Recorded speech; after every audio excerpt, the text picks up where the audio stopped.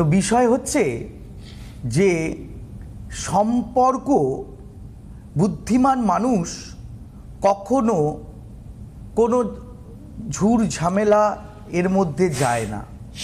সে যখন বুঝতে পারে যে আমার অপোজিটের যে মানুষটি আছে তিনি আমার কথা বুঝতে পারছেন না বা নিতে পারছেন না, তখন তিনি আস্তে করে সরে পড়েন।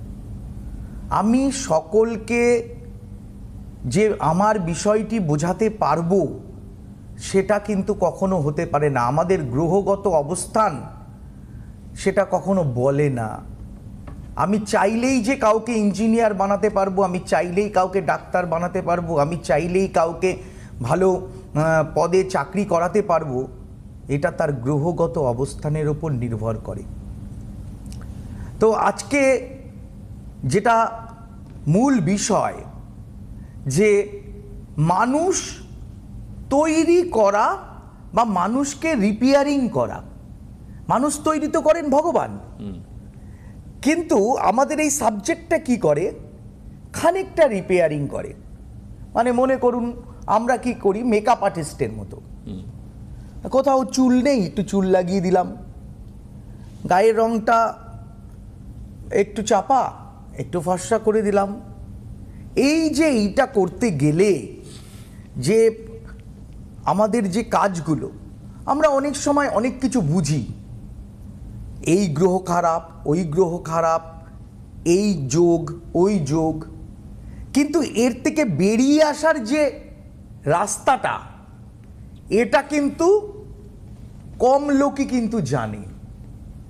রোগ নির্ণয় করা খুব সহজ, ভালো ভালো সফটওয়্যার আছে, তার মধ্যে জন্ম তারিখ জন্ম সময় ফেলে দিলে আপনাকে আর জ্যোতিষ শিখতে হবে না।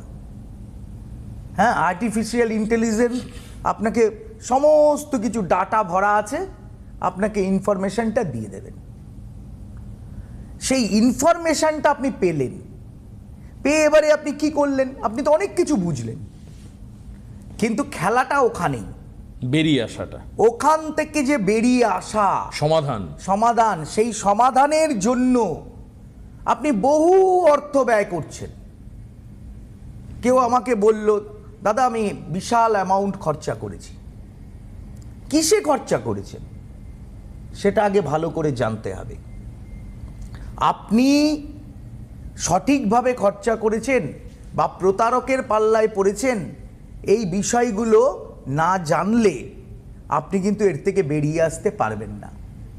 আপনাকে আগে চিনতে হবে কে আপনার জন্য খেটে কাজ করবে, আর কার কাজ করার যোগ্যতা আছে, টেন্ডেন্সি আছে, যে আপনাকে আপন করে নিতে পারে।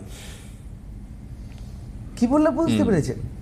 এই বিষয়টা আপনি যতক্ষণ না বুঝবেন ততক্ষণ আপনি এই গ্রহগত অবস্থান থেকে বেরোতে পারবেন না।